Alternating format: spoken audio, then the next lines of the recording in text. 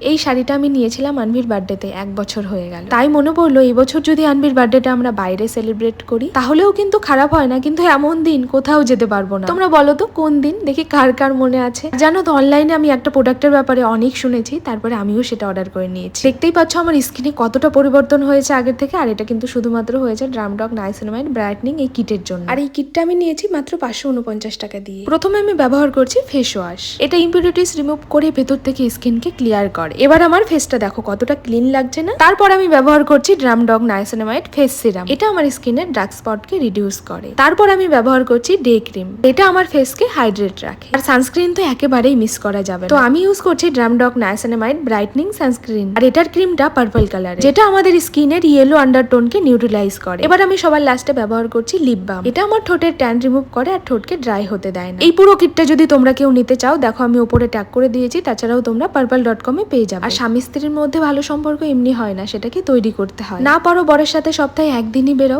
এক কাপ চা খেতে।